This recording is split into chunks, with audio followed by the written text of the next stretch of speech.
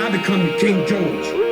And I got all the rights then. And when I stand on the mountain and I say, do it, it gets done. If it don't get done, then I'll move on it. And that's the last thing in the world you want me to do.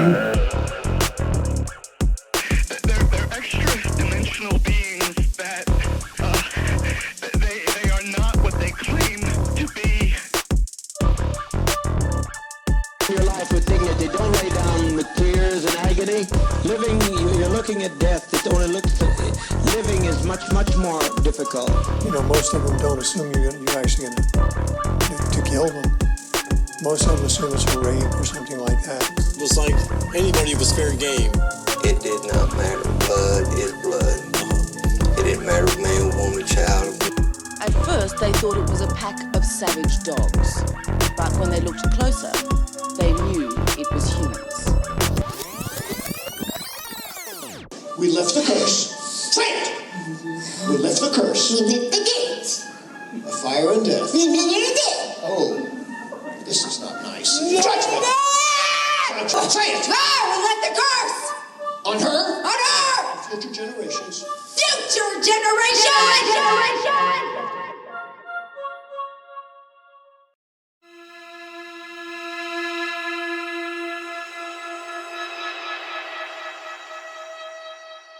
Ladies and gentlemen, welcome to the Evil Examined podcast.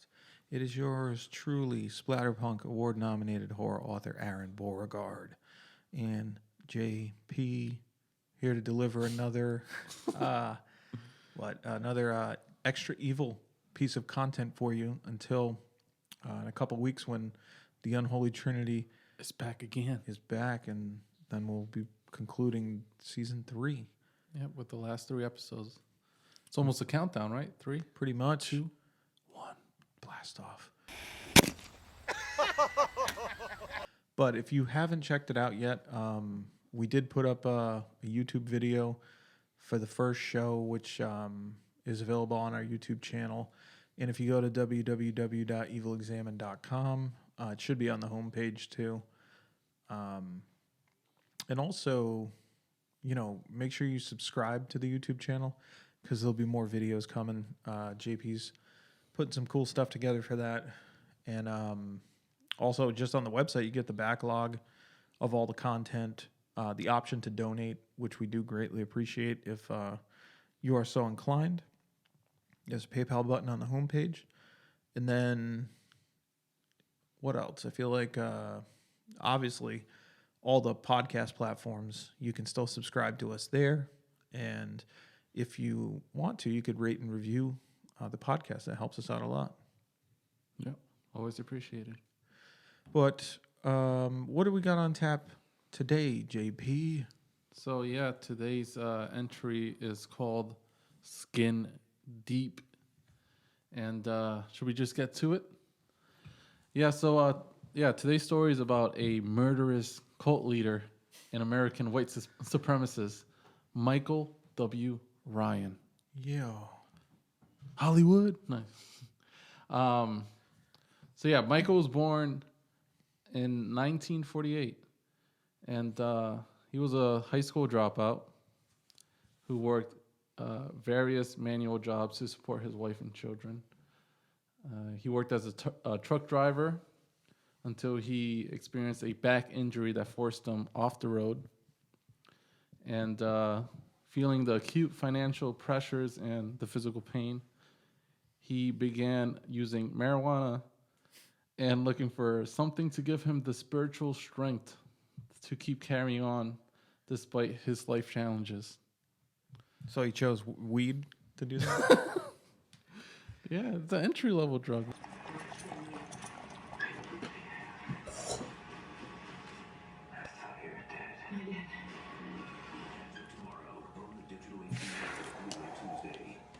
Wow. Dude, what are you trying to do to me, man? First wow, jab dude. Got me seeing stars and shit. Oh, dude. You better get me some water or something, man. That was crazy, dude. Whoa, dude, I better go sit down. You're sitting down, bro. Oh, okay. Yeah, if you just get high, you just be like laughing, eating cheese puffs. You know, watching YouTube videos. That gets me by.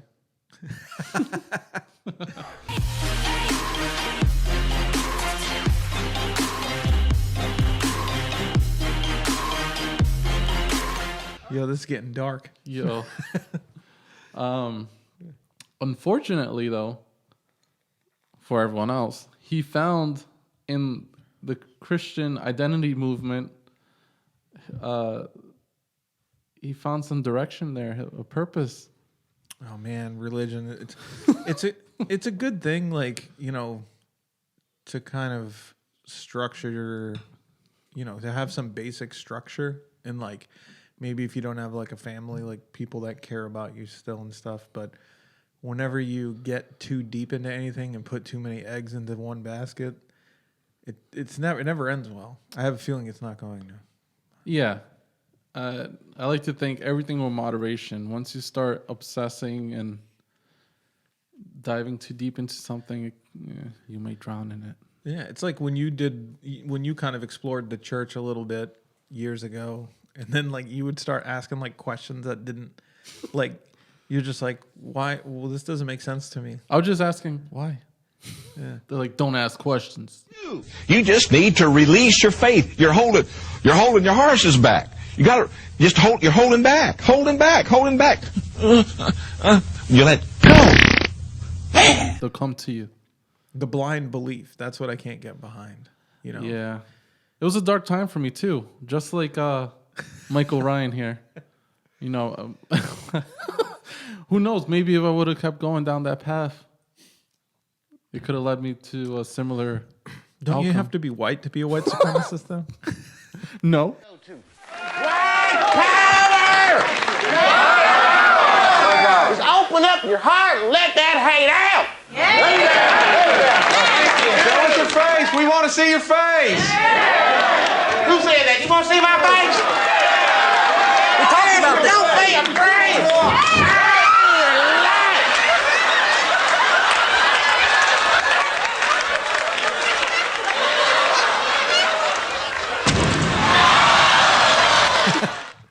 You discriminated.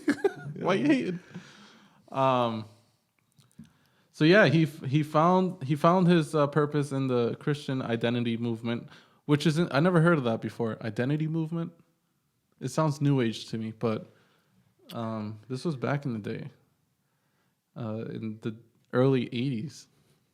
So maybe it fizzled out, and maybe, or that terminology anyway. I've never heard it. I mean, after this story, I can see why it would fizzle out.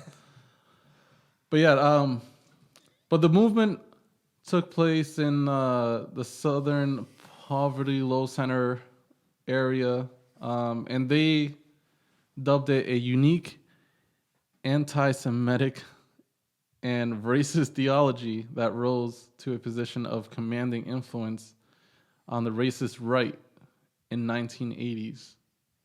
Racist rights. That's interesting. Racist rights? Like the rights? The rights for racist people. Well, I guess they do have rights still, but it's not... I'm curious to it's not like everyone's going to be championing those rights for them, you know? Like...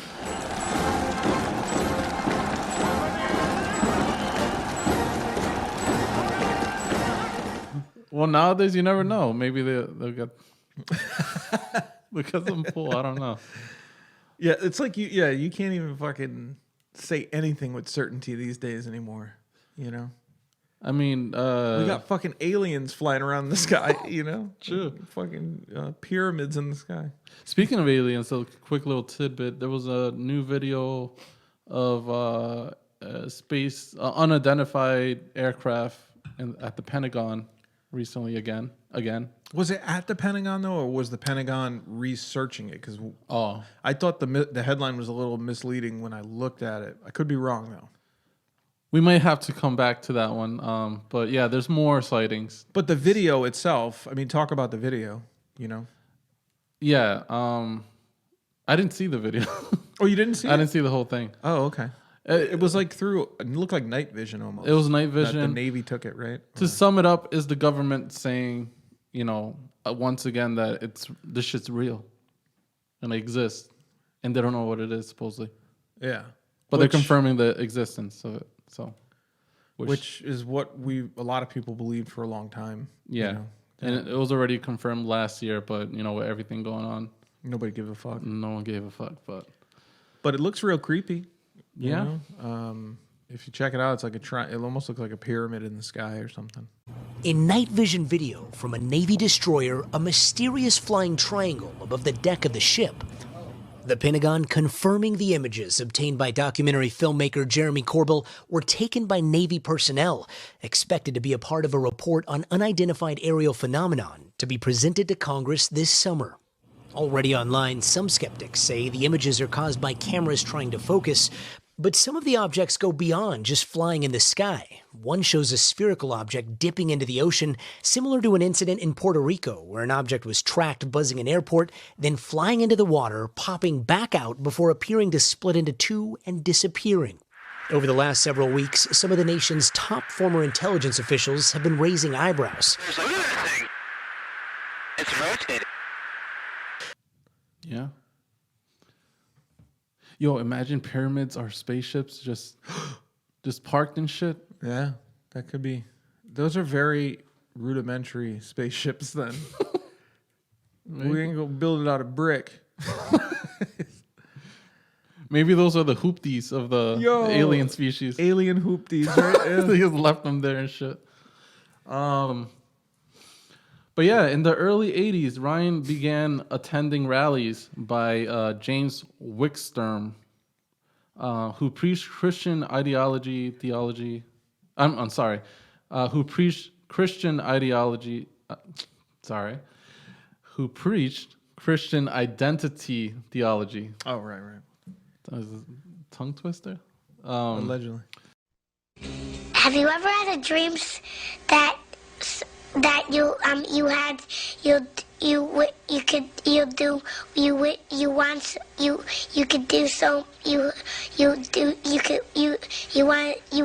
him to do you so much you could do anything? And anti-government sentiments. So they weren't down with the government. And according to the Southern Poverty Law Center from Wickstrom, Ryan learned the basic tenets of the Christian identity movement. And despite the group's anti-Semitism, anti-Semitism. I got it right the first time. They use don't question yourself. I be questioning myself too much, man. Yeah. They use the ancient Hebrew name for God, Yahweh. Yahweh. Do you know the way? Because I know Yahweh. You don't know the way. Yes, I do. Do you know the way? I know the way. You have to have Ebola to know the way. I have Ebola. He doesn't know the way. To know the way, To know the you way, need to have Ebola. With some adherents, even following a traditional kosher diet. Oh. Wow. Wickstrom taught Ryan what was known as the arm test. This one was interesting, where he would hold a person's arm and shoulder and then ask them a question of Yahweh to learn their will, or his will, Yahweh's will. And if the answer was no, the arm would drop down. If the answer was yes, the arm would stay up. The person holding the arm and asking the questions would have complete control of the other person's movement without them knowing. So you're saying this is interesting how people could be so stupid. Exactly. Yeah. So yeah, they would manipulate the movement of the person's arm, but the person wouldn't really know. They're like, yo, my arm's moving by themselves. But it was just, the fact of them having control over their shoulder. Yeah, did you ever see people like at the mall with those bracelets do that? They do that? Yeah, they'll like sell these power bracelets and they'll be like, look, your arm goes right down when I do it this time. Like they'll do a demonstration on you and then they'll put the power bracelet on and they'll be like, see, now it can't go down. Like I'm pushing with all my weight. And I'm like, yo, this is some snake oil shit going on here, man. You know, like. It is everything but a legitimate product. And for those reasons, I'm out. That's a good comparison, basically, because they were definitely manipulating the answer to their advantage. So it was this trick in general that Ryan would use to begin attracting his followers. Bunch of dumbasses in that town. It's like bootleg magic. You know, like. It was like Chris Angels of that town. Oh, shit. You just busted a nut. Oh. Yo, look. Nathan.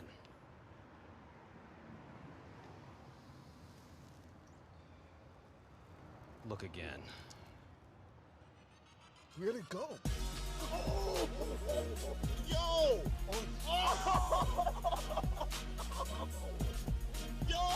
Oh. Ryan would soon earn a reputation as Wickstrom's main man in Kansas.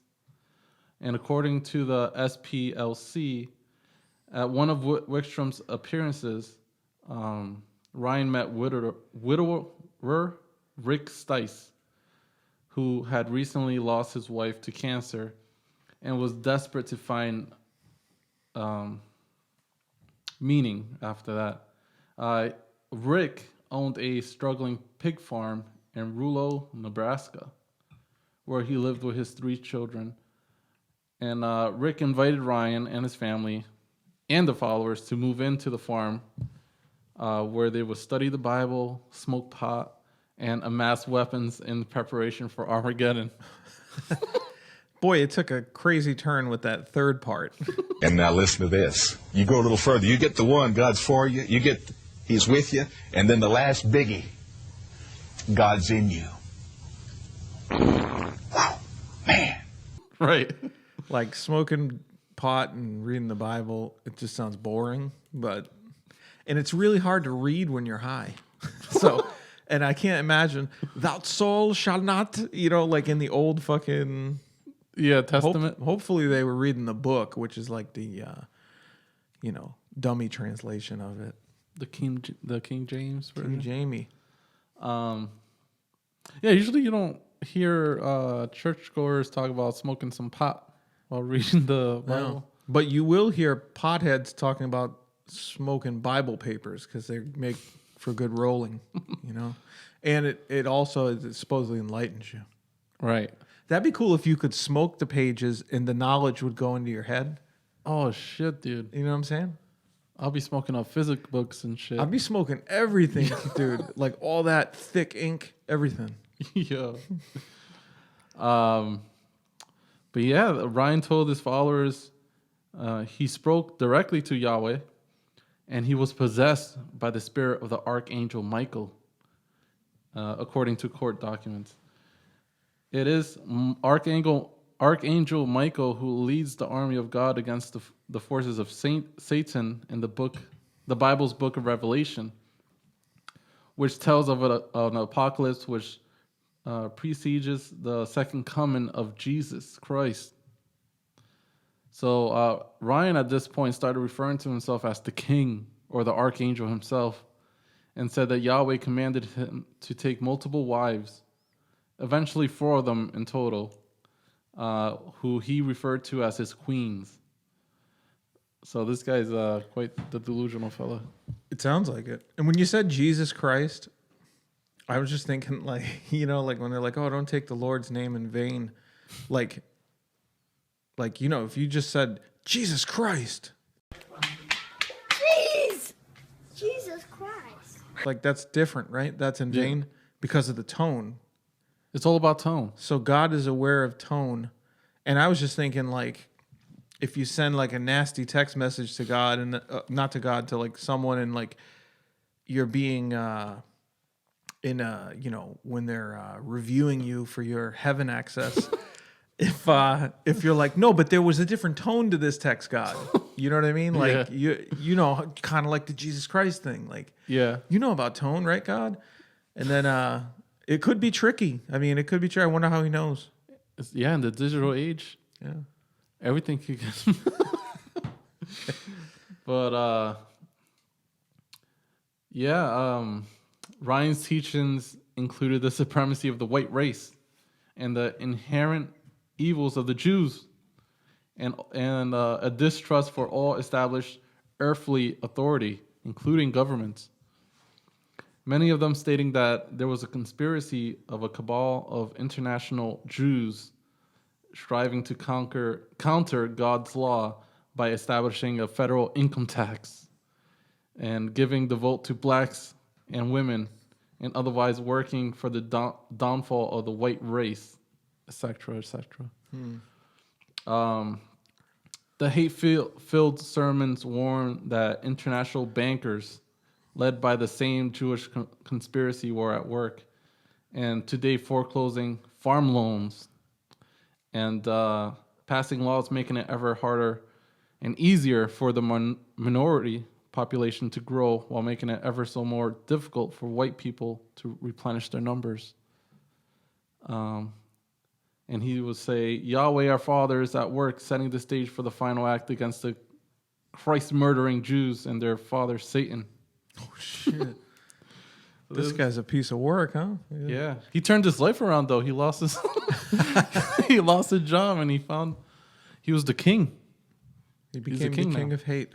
But you could see how this, there was a lot of farmers around there, I guess. A lot of his followers were farmers who were struggling, like Rick, who was struggling with his pig farm, and he converted it into a neo-Nazi camp. The pig farm became a neo-Nazi camp? Yeah. Yo. So yeah, he told Rick to stop raising pigs as they're not kosher.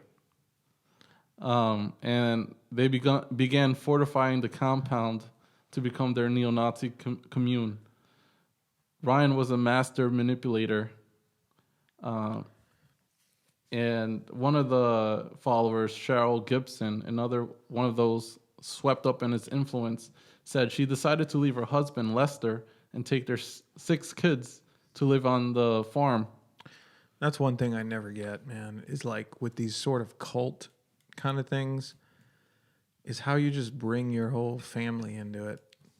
Like, how can you just up and bring all your fucking kids to, like, essentially, maybe it wasn't a stranger to her, but she couldn't have known him that well. How well do you know someone to where you're going to move your 6 kids in? To a farm that they're loading up weapons and fucking... Well, what was that famous compound? David Koresh and the Branch Davidians. Yeah, like... And Jim Jones. Jim Jones, too, yeah. You know, how many people were in there? I mean... Hundreds. There was like 900 that committed suicide. That's for insane. Jim Jones. How do you get 900? How are 900 people like that in such a position in their life where they need to be directed like sheep? Persuasion, man. That guy was a fucking, he was charismatic. But it depends on your personality. Like, I feel like someone like you or I, we look at a guy that starts telling all these, golden stories and all these things that he's going to do and this and that. And I'm just like, man, I can't wait to get the fuck away from this guy. You know what I mean? Like, this is... Yeah, I listen to it. Bullshit. It's like, yo, this is insane. This is insane. But then other people will be like, man, that would be great. Yeah, if we could do something like that, that'd be so cool. Like, I'd be in on it. Maybe we haven't been that low in our lives where we lost all hope like these folks. But it's crazy to think that there's 900 people. But the thing is, you got 6 kids. No matter how low you are, I don't know. You don't put them in a position with a bunch of fucking weirdo strangers, Right. And the ideologies of the hatred, I don't know how you can sell that to people. Like, all the racist shit. Like, who's going? I think the key here is they have to suck to be willing to fucking go along with that. The key here is a lot of these farms around the area. I guess there's a lot of farmers. Yeah, so they're using foreclosing. They're using their actual living situation that's happening. They're foreclosing a lot of these farms. They're gonna be homeless.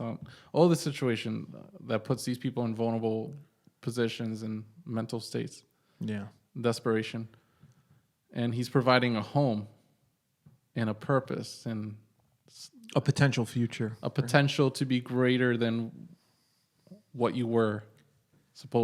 Apparently. I don't know how it works. He's twisting the issue and then trying to pin it on all these other, races or things that have happened. And it's always easier to blame someone else than accept the blame yourself and try to fix your situation. Yep. So yeah, he would. He was preparing them for the final act. The Armageddon to come, and he told them to stop raising those pigs. They're pointless. They're dirty animals. We gotta worry about the real problem ahead of us.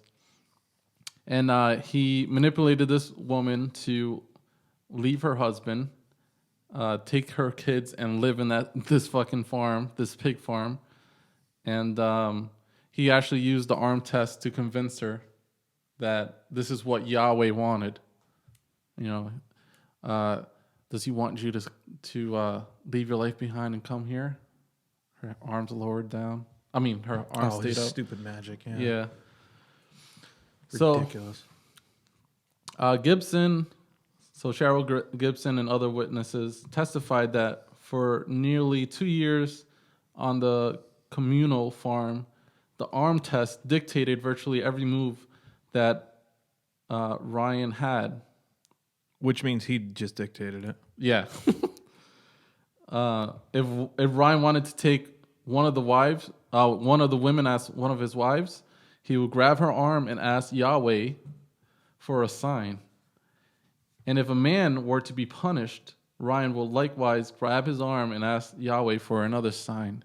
And that's it, right? This is the other part that is always hard for me to understand, like how you let somebody fuck your wife. Like these guys aren't cucks, you know what I mean? It's not a fetish. Mm-hmm. It's just manipulation, right?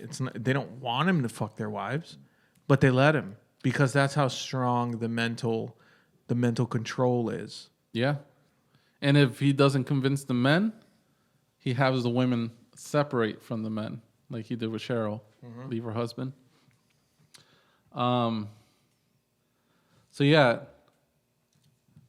Directed by the same arm test, the men raised money for the commune by going into the neighboring area of Kansas and Missouri, and he had them steal farm implements and rustle cattle, like steal cattle, I guess. And eventually the Rulo cult will grow around to 25 members. And in early 1985, cult members James, Tim, and Rick, who had a 5-year-old son named Luke living with him at the time, so his other kids are somewhere else. They got on Ryan's shit list after expressing doubts about Yahweh and the validity of the arm test. So they tried calling him out on it, and that wasn't working for Ryan. And according to court documents, Tim and Rick were demoted to slaves, and they were made to sleep outside, chained to the porch, and at various points forced to fuck a sexually abused goat that they kept at the premise.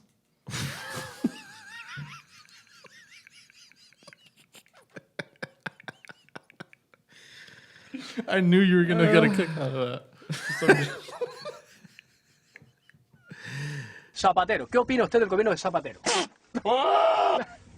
Pues igual que yo. ¿Y qué opina usted? ¿Qué opina usted? ¿Qué opina usted del gobierno canario? ¿Y de los ayuntamientos de la isla? It's just so absurd. Right? It doesn't sound real. This does not sound real. So, a sexually abused goat. So that was punishment, fucking the goat? They would fuck the sexually abused goat that they kept at the spot. And not only that, he would force them to sodomize each other as punishment as well. Father and son Rick and Luke were also forced to perform oral sex and sodomize. He had him sodomize his own son, which is fucked up. So those are the punishments. So he would go up and say, do the arm trick, and then be like, well, God, if you want me to fuck him in the ass, or you want me to have him fuck his son in the ass, like, yeah, he just pulls his punishment out of the air. Yeah, at that point, they were slaves, so he would just continuously abuse them. So yeah, Ryan repeatedly abused Luke in particular, the son, calling him a dog, a mongrel, and dog shit. Rick later testified that Ryan used to put out his cigarettes in Luke's mouth, spit on him. He actually shot him in the arm once, tied a whip around the boy's neck, and lifted him off the ground, like hanging him basically.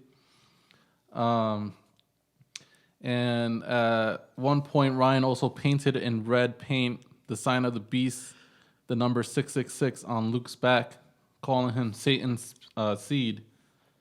And in the subsequent weeks, the boy was repeatedly drenched in ice-cold water and thrown out into the cold for hours on end. And after March 25th, 1985, the 6'2" Ryan, who weighed over 230 pounds, slammed the 5-year-old boy into a cabinet, resulting in a fatal head injury. He just cracked his head open, killing him. He then ordered them and Luke's own father, Rick, to bury him in a shallow, unmarked grave. In the weeks after his son's death, Rick repeatedly tried running away from the cult. Yo, honestly, the father's fucking bitch made. He is bitch made. I was thinking of that the whole time. Fucking punk. And after, so how do you, I don't understand. There's no excuse. How do you let someone force you to sodomize your own child? Like, fucking shoot me at that point. Right. Kill me. And then he kills your son, and he doesn't do nothing either, right? He has him bury his own son, Yeah. which he does. What a fucking punk. Bitch, man. Straight pussy. Rick is a bitch. Fuck you, Rick. And actually, after, so he escapes, finally escapes, and leaves for good on April 4th and disappears until years later. So he doesn't even go to authorities. He disappears like a bitch. Just a tidbit afterwards, he does return after everything is said and done, but everyone shuns him like, yo, you're a fucking bitch. Like, you let this shit happen. Like, he was completely outcast. You fucked your kid and buried him and shit. Like, you're a fucking bitch, mate. He was outcast from his community. He had to, I don't know. He was never seen again after that. But, where was I? Yeah, Ryan next turned his wrath on James Tim, and on April 27th, 1985, he was beaten by Ryan and the other male members of the cult after being accused of poisoning a turkey that was being eaten by the communal meal. He was then taken to one of the former pig pens, where he endured days of horrific physical and sexual abuse before being murdered. Ryan had his 16-year-old son, Dennis, and other cult members, Timothy Haverkamp and James Haverkamp and John David, repeatedly sodomized them with a handle of a shovel. Ooh, that's just like triangular usually. like it's not. Oh, maybe it's a straight pole. Okay. And a pick. I don't know what they meant by pick. Like a ice pickaxe. pick? It's got to be like a pickaxe. Something, yeah. But they did that for 4 days straight. Sodomize him for 4 days straight? Yeah. And they nonstop? Is that right? From what it seemed, it caused grievous internal injuries. Yeah, I would think that would kill him. He survived somehow for 4 days. Splintered Sphincter will be his new name. Ryan then commanded each of the 5 men. It wasn't done yet, though. He didn't die after those 4 days. He was injured. But he commanded each of the 5 men to whip him 15 times each with a total of 75 lashes. And Ryan had the men shoot off the tips of his fingers on his left hand. Wait, he's telling them to do this? Yeah, to keep torturing him. Why? I don't know. Why did he do any of this shit? So what the? This is bizarre that he's now turned it on himself. Huh? Right? No, he's still torturing this guy, James Tim.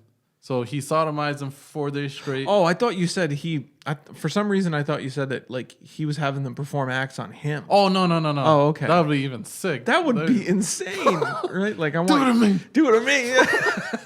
My mind was blown for a second. Yo. No, he had them do it to him. So after sodomizing him for 4 days. Oh, okay, that's fine then. With a shovel. That makes sense. That's fine. He had him lashed up 75 times. Had his fingertips blown off with a gun. You sick fuck. This is material from my next book. Sorry. But yeah, then it gets worse, man. This guy, wow, he would have wished he ran away with Rick. Yo. But the look in your eyes when you said that, I was like, yo. Oh, man.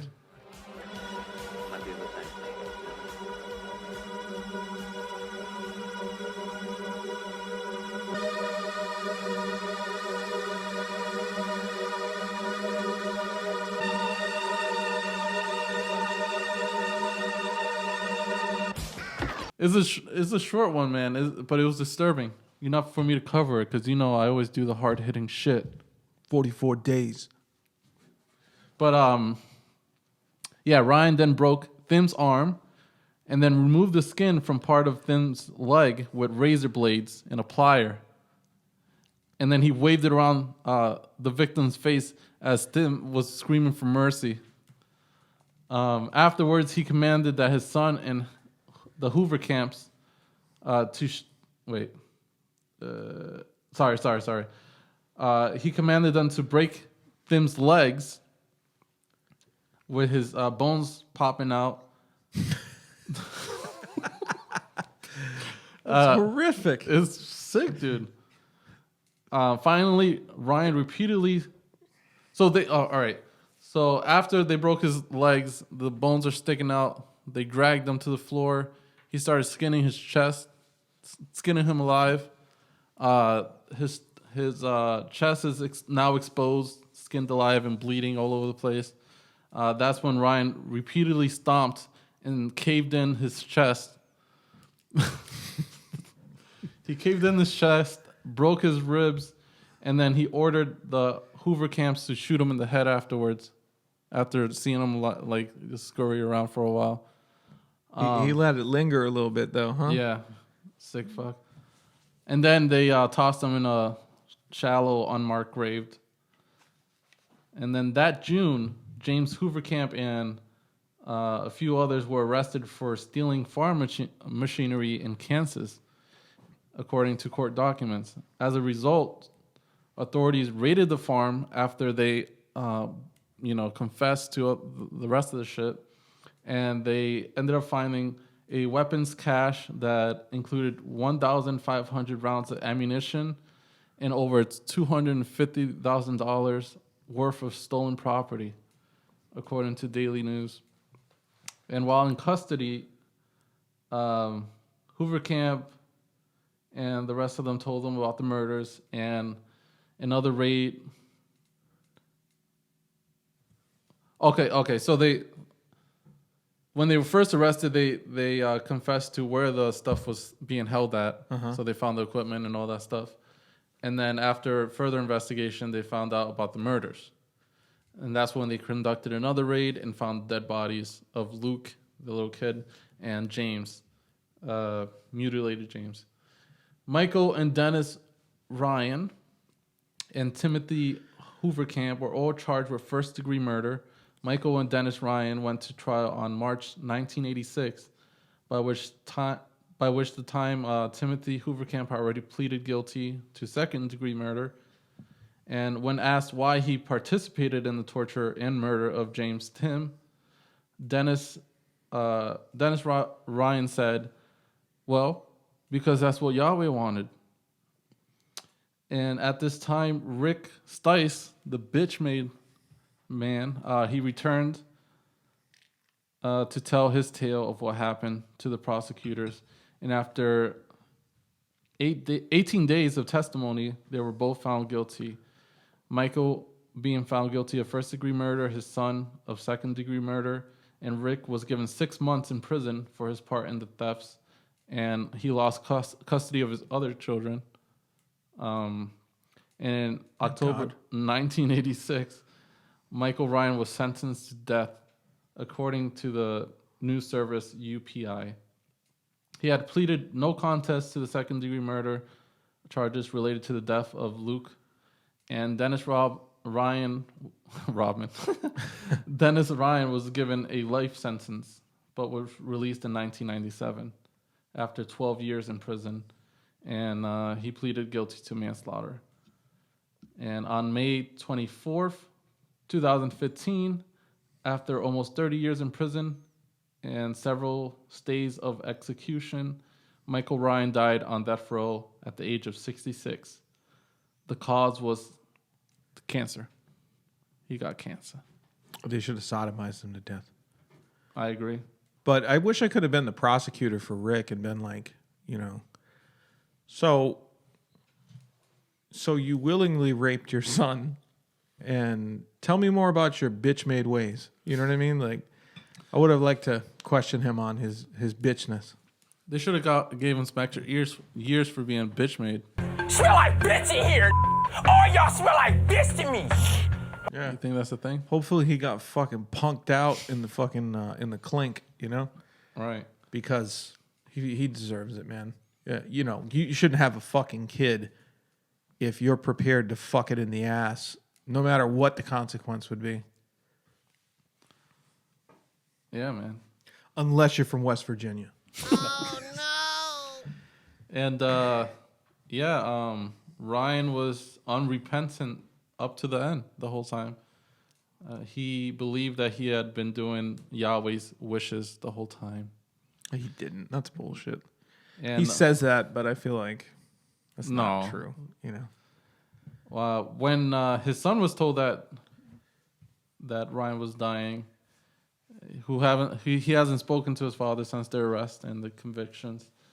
He told the Omaha magazine, it's best for everyone. Good riddance. Flush him down the toilet for all I care. And that's it. That's the story of Skin Deep and Michael W. Ryan. Highly disturbing. We hope you guys enjoyed it. I do have one more quick one that was a carryover from last week.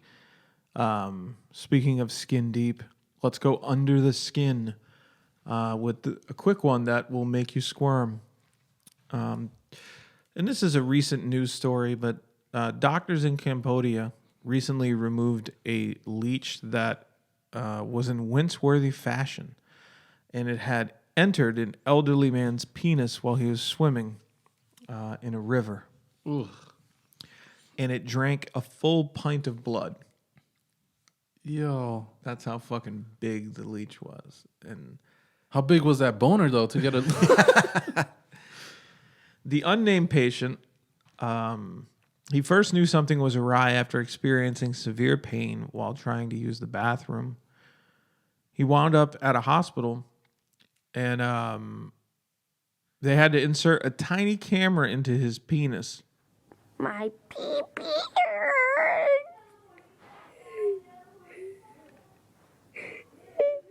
my pee-pee. Which revealed the culprit to be a leech when they went in there.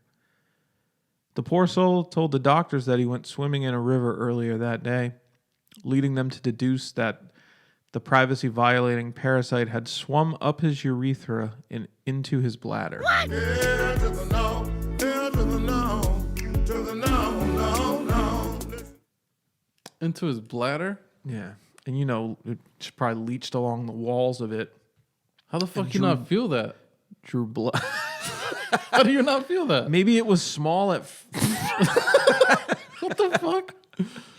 That's why anytime I go swimming, I use the cock plug. I don't know. Do you have one? I've never heard of this thing. Where do you get it? Amazon? It's you rip the head of a Q-tip off and stick it in your dick. I heard parasites usually go in there if you let's say you go in these areas, the waters, and you try to take a piss in the water. Yeah, they love it. And they feel that warmth and they're like, oh shit. That's what I do. When I'm down there, I feel the warmth. Go right to it. So this was caused from him doing pee-pee where he wasn't supposed to. You think so? Maybe. Because leeches aren't necessarily attracted to piss, I don't think. No. Are they considered parasites? Yeah. Yeah? Okay. But, I mean, like, I've gone into, like, a river and found them on my legs and shit. It's freaky. It's very disturbing. I never had You pull them off and they're all bloody. Like, they suck your blood. Like, I heard you're not supposed to pull them off.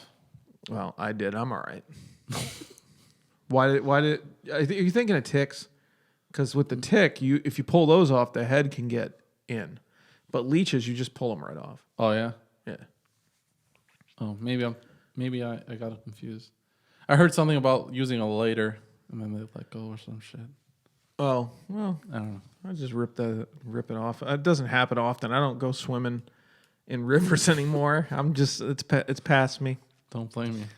But so yeah, they inserted this camera into his fucking cock and found the leech clinging to his bladder. The poor soul, unfortunately, you know, well, actually, I'm sorry. It says, indeed, the hospital warned locals in a statement that, quote, the waters are rich with leeches and other insects during the rainy season. So I guess there was a warning out, but he just fucking had to go swimming in the river at fucking 80 years old or whatever. Yo. I mean, God bless him, you know? But unfortunately, the removal was complicated by the fact that the interloper had ballooned up so much larger in size after sucking a pint of the victim's blood, hence the pain while urinating. So it's just massive inside him. In the kidneys. And not only that, but it had already injured parts of the man's organs with its teeth. So to safely extract the vile visitor, doctors were forced to use a tiny probe with electric nodes and cutting tools that they were at the end of the probe, and they used it to kill the leech first while it was inside him, before yanking it out, you know, the way it came in. So they had to pull it out through the head of his cock too. Oh my God. Fortunately, the man was released from the hospital after spending the night there and is said to be faring okay after the skin crawling ordeal. And this isn't the first time a leech has infiltrated an unlikely orifice. In 2018, a video surfaced of a blood-sucking worm being pulled out of a man's nose in China after the patient complained of having a nosebleed. That's sick, dude. It's fucking gross, right? You ever had anything in your pee hole? No, I don't think so. I did.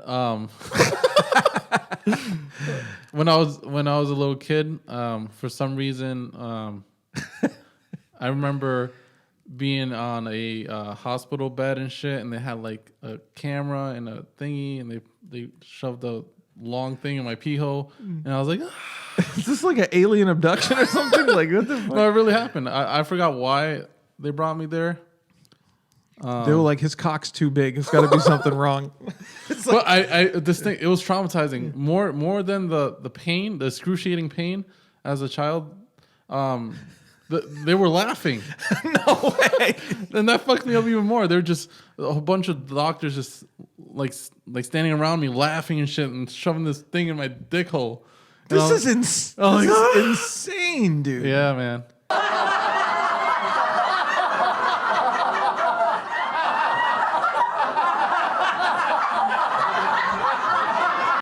Terrifying. I repressed that for a long time until now. Well, that's what we do here on Evil Examined. fucking talk about the tough topics, you know? Right. Guys, if you had anything stuck in your dick hole, send an email to evilexamined@gmail.com. We want to hear it. Yeah, we'll put your dick hole stories on blast, and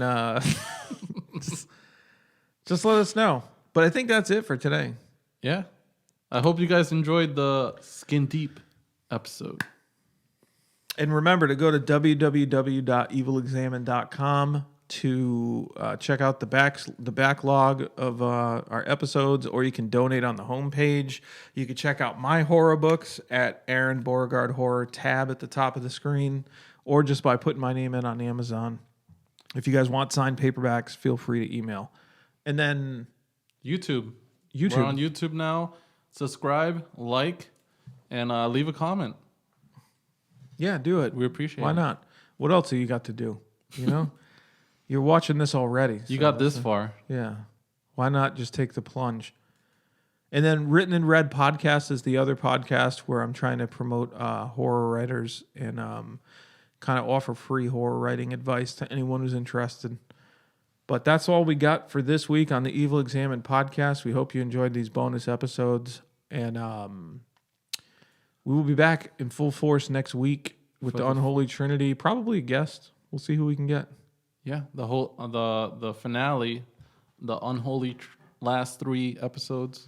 Yeah. And then season 4. The final trinity of the Unholy Trinity. Well, there'll be a intermission period between next season? We'll have to think about it. You guys will. It's a cliffhanger. It'll keep you coming back, you know? Find out next time on Evil Examined.